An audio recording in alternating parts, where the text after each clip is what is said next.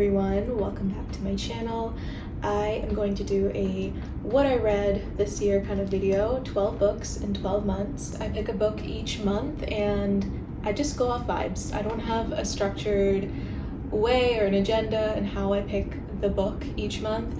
I do like to keep the stack kind of diverse in terms of mediums of writing and genres. So this stack is kind of filled with short stories, narrative, prose, poetry, essays, but also fiction. So I think I do that because I really want to practice every medium of writing as much as I can.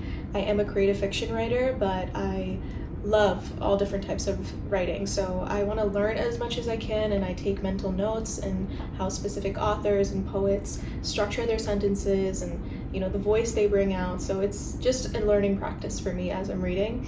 But yeah, let's get into it. The first book I have is Audre Lorde, The Master's Tools Will Never Dismantle the Master's House. It is a short book, but very powerful, and it's a collection of essays based on Audre Lorde's perspective with women, oppression, Black liberation, and a little bit of philosophy, but also intersectional feminism, all of those themes. And so if you're interested in that, I highly suggest you keep any bodies of work that she has written in your house, in your bookshelf, in your car, wherever you can. This feels like a Bible to me. I tend to look back at it constantly and tend to quote it often, and it is one of the most important pieces of work, of literature that I have in my house. So that's that. The second book is Patti Smith, Devotion. I think that there are two groups of people. Maybe I'm wrong on this, but this is just my theory. There's a group of people who know Patti Smith, the musician, and then there's a group of people who just know Patti Smith, the writer. And she is insanely successful in both, I guess, careers, because I tried listening to her music and I could not get into her work there, but her writing is phenomenal. I love Patti Smith, the writer, and even the songwriter. I love Patti Smith, the songwriter, but just the genre of her music I could not vibe with. But that's incredible, to be able to switch up your careers so distinctly and be remembered for each of them is amazing. I'm so impressed. I wrote something down about her writing. It was kind of a fangirl moment, but I annotated most of the essays that she wrote, and then I said, Patti Smith's writing process is so genuine and sporadic. She is truly following where she's meant to go. She's not worried about restricting herself in any way. I'm inspired to write in the way that she writes and captures ideas. And it's so beautiful. I think the way that she is okay with the stream of consciousness, but also insightful thoughts that she writes down it's just nice. I like the way that she structures her words and how poetic it feels, but also very absolute and truthful. The first half of this book is almost like a travel journal entry.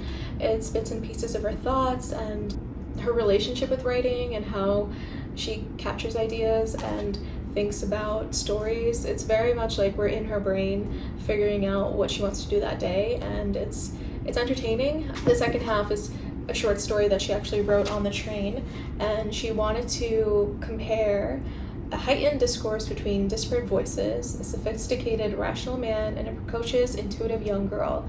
I was interested to see where they would lead each other, forming an alliance in a realm of opulence and obscurity. I also kept a loosely formed travel diary, bits of poems, notes, and observations for no particular reason, save to write. Looking back on those fragments, I am struck with the thought, if devotion was a crime, I had inadvertently produced evidence, annotating as I went along. So brilliant, so simply put, but also just who thinks of that? It's gorgeous. Okay, the next book is Lunch Poems by Frank O'Hara. I got this at the Dublin Independent Bookstore. I got some others from there too. I think some of these books, maybe 2 or 3 more. I never read Frank O'Hara's poetry besides the famous one, Having a Coke with You, Sharing a Coke with You, that one. It was so nice, it was beautiful, and I wanted to read more of his work. And I want to get more into Irish literature, so that's why I think I picked up some Irish authors at the Dublin bookstore. I forget the name of it. I think it's like The Winding Staircase, The Winding Star or something. Frank O'Hara's poetry is very abrupt, it's very conversational. If I would reread this, I wasn't really a fan of most of the poetry in terms of like, I didn't understand it, I'll be honest. But if you like Frank O'Hara, definitely get this. I think this is one of those things where maybe in 7 years, you know, when your palette changes, I'll reread this and I'll want to understand more. But right now I'm not too interested in wanting to know more. But I'm glad I did. I'm glad I kind of piqued my interest there and checked it out. So the next book we have is Design is Art by Bruno Munari, and he is described by Picasso as the new Leonardo. So it's very dense, factual based, very school textbook like. So if you're a designer, an engineer, an architect, I would pick this book up and just keep it with you, and you can go back and highlight it. I think this was the book that actually took me the longest, and I knew it was going to take me the longest, which is why I gave myself 2 months to finish it. But I picked this up in Montreal when I went with my sister, and I loved the cover, first of all, gorgeous, and he uses a lot of fun illustrations, geometric equations, and engineer architectural type of blueprints to describe certain themes and topics of his. Good for designers. Not good if you want to just read this in one go, because I guarantee you it's a little dry, very cutthroat and very dry. Next book is on Palestine. It's interviewed by Frank Barrett, and he interviews Noam Chomsky, an American, Jewish scholar and professor and just public intellectual, and also Ilan Pappé, who is an Israeli historian. And the book is divided in 3 parts: the past, present, and future related to Israel and Palestine. And this was published in 2014. And it felt almost dystopian to be reading this in real time while, viewing what's going on, the most public ethnic cleansing genocide that our world is seeing right now. And it was bizarre. It feels like nothing has changed. Obviously nothing has, but I think if you want to start somewhere, I would not start with this actually. I would start with just a general historical timeline around this conflict from an independent journal or a newspaper, but then pick this up. And now I think I have a piece of my first fiction to show you all. So this is Careering, and this I got at the Dublin bookstore, and it was around the time I hated my job, and I was so taken by the summary in the back where it's talking about careering as a definition. It's a verb. It means working endlessly for a job you used to love and now resent entirely. And the second definition, moving in a way that feels out of control. That's exactly how I felt. So I'm like, this is a sign. I'm going to pick this up. So the book follows 2 characters, Imogen and her boss, Harry. They have an interesting relationship with the work. Harry is the successful, elder, kind of more seasoned executive at this magazine, and Imogen is a struggling writer. Ha! I was like, God, please give me a good ending for Imogen. But she hated her previous job, and she thought she would have this amazing dream job when she, worked hard for it, and then they come to find out that there is no such thing as a dream career, and that you actually have to work, and the work is sometimes not as great because the higher ups, the corporate politics, kind of suck the fun out of the things that you actually want to be doing with work. And it talks about themes of, just being a woman in the workplace, and also being a woman of power in the workplace, and also corporate politics, which can trickle down to hey, shut up and do what I tell you to do because this is how we make money. And it was so real, and it was so raw, and it was very funny. It was very cheeky, very like pathetic for Imogen, the main character, but also just how any 20-something in their midlife crisis, quarter-life crisis should feel. So very raw, very vulnerable. I liked the writing style. It was engaging. It was a thick book, but I got through it pretty fast just because of the way that the pacing felt. If Beale Street Could Talk by James Baldwin. This is one of my favorite books that I've read this year. I got this for James Baldwin's birthday anniversary at the New York Public Libraries. They would give out his work, his books, if you got there, I guess in time, in the morning, before the day like ended. I went to my public library, and I think they were keeping it for a different event that weekend, and the library, I guess, was like, noticed that I just came here for that book, so she found me in the aisle while I was pretending to look at other books because I didn't want to admit that I was just here for the free book. But she found me and she was like, do you want a James Baldwin book? I can give it to you. And she was so sweet that she asked me like, oh, do you want a nonfiction or a fiction? And I'm like, I've never read James Baldwin before, I would love your recommendation. And so she gave me her recommendation, and she slipped it in like a little New York Public Library tote bag, and it was so sweet. It was so like discreet, but it didn't have to be that discreet. She was just being really cautious, and it was very endearing. And that's the story of how I got this book for free, and I will cherish it forever. This book is about Fani, an artist, Alfonso/Fani, and a childhood sweetheart of his, Tish, and how he goes into jail because he committed a crime. But he did not commit the crime, but he's still in jail because he's a black man in America. This takes place in New York City. The two families that come together around this time is Tish's family and Fani's family, and they are so at odds with each other, and their dynamic is so like heavy and contradicting, but also they come together in sweet moments, but they, you know, have such different views about their lives and their children's lives in other ways. And it's a family story, but it's also a story about love and perseverance and race, and it doesn't even feel like injustice anymore, because like that word feels like so flat, because it happens to them in a way that feels unfair, but it's also like the world makes you believe that it's fair, if that makes sense.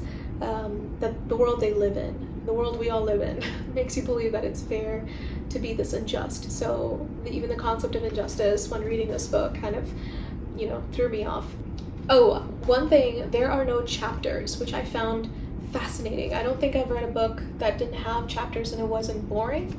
The pacing, the timing, the chronological order of events, they all kind of fall into place in a very like seamless way. There's like sections, right? Section 1, section 2, but there's no chapters. Like it's almost like he doesn't want you to take a break. There's no breathing room, because their intensity is our intensity. Like the way that Tish, you know, is scrambling and her family's scrambling to find answers, to find a resolution to this conflict that they're facing, and the search can't stop. You know, we have to get Fani out of jail. It's almost like we're in it with them, and it's, you know, you just feel so like obsessed with trying to figure out what happens next, because they're also trying to figure out what happens next, and we have to be patient, but we also have to hurry, and there's a sense of urgency, but a sense of also like, oh my god, what is going to happen, and sitting with the unknown is also really sad. It's not a very happy book, but it's also it's beautiful. There's so much like lightness in the love that Fani and Tish have, where I had to highlight so many like lines and sentences, because I've never seen somebody write about love in a way that was almost new, even though it's not really new. The way that he writes is so beautiful. I can't, because it's so simple. This is one of the texts that I loved. I guess it can't be too often that two people can laugh and make love too. Make love because they're laughing, laugh because they're making love. The love and the laughter come from the same place, but not many people go there. He has these profound ways of writing and describing the human, you know, condition and people, and but he just leaves it there. He leaves it in this very like open-ended way, and it makes you think. It makes you sit with yourself, and it makes you question like, what did he mean by that, or how can I take this and compare it to my own life? And so it's beautiful. My favorite book. The next book is Invisible Cities by Italo Calvino, and he is basically describing 55 fantastical fictional cities. I think some are rooted in real cities, in real ancient cities, but also kind of cities that exist today, like Venice. It's about this, guy, Marco Polo. We all know him. And he's describing the cities that he's traveled to and retelling them to this emperor, the Mongol Emperor Kublai Khan. I was really interested in the way that he's describing and talking about cities and travel in general, and how you can see cities and people in cities, and how some of your favorite places, no matter how far you go, will remind you of your hometown or your home. And it's very beautiful. I also really enjoy this book cover because you can't really see it, but there is an indent with this box. I guess it looks like an outline of the city or like building, and there's one like eeny beeny sketch of a bird, and it feels like you are the bird and you are kind of traveling with Marco Polo, and you are kind of getting this bird's eye view into the importance of these cities. I highly recommend. I'm using this actually to build out the cities in my fantasy novel, and I think there's so much like here to serve as inspiration, and it's basically my holy grail. We're almost done. Okay, the next book is Old Romantics by Maggie Armstrong.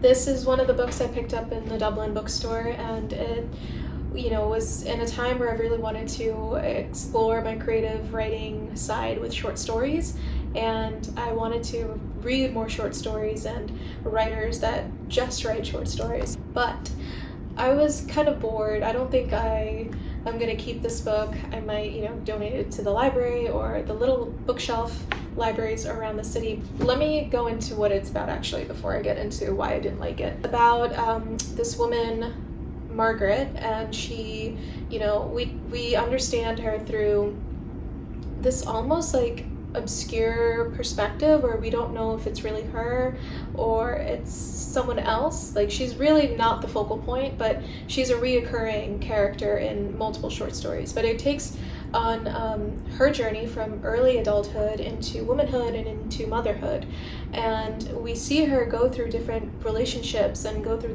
different cycles of love, and why she lets go of some relationships or why she holds on. I think the writing style is also kind of choppy. It didn't really feel like I was following something that was going to lead me somewhere. It felt like I was just following it along to follow it along.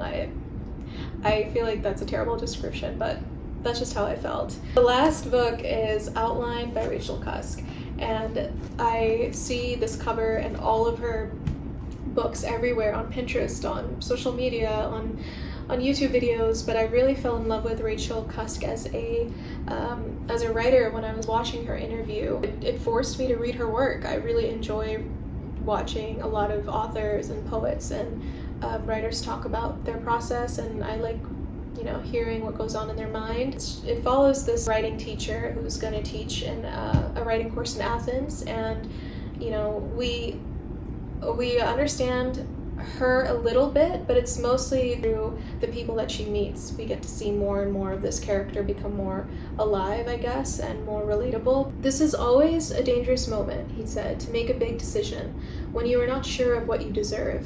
Evidently, his friends shared his opinion because all of them urged him, without hesitation, to take it. It is interesting how keen people are for you to do something they would never dream of doing themselves, how enthusiastically they drive you to your own destruction.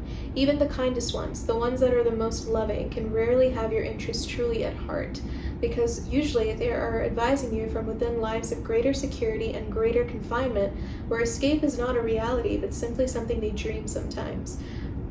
Perhaps, he said, we are all like animals in the zoo, and once we see that one of us has got out of the enclosure, we shout at him to run like mad, even though it'll only result him in becoming lost.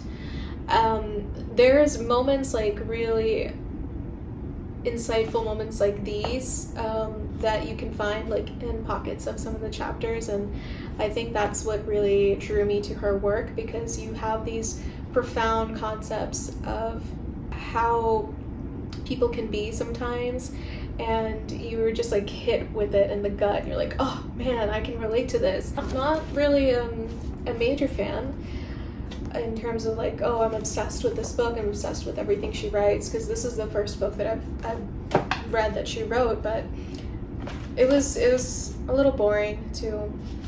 That's the thing. Maybe I'm reading the wrong short stories, but I love writing short stories, and I want to learn more about how to write great short stories. I still like Rachel Cusk's writing more than Maggie Armstrong's. I'm hoping that maybe some of her other books will be a little bit more, I don't know, engaging for me at least, but there's some really cool, insightful nuggets here, I would say. That was kind of a lot. I'm kind of tired. That was exhausting, actually. That is a wrap. Thank you so much for watching. Thank you for sticking through the end. And if you have any recommendations for books that I should be reading next year based off this current list, please comment below. And also, if you disliked or liked some of the books that I talked about, please share your thoughts. I'd love to hear them. All the books will be listed and linked below in the description if you are curious about any one of them. And yeah, have an amazing new year, and I'll see you in 2025. Bye!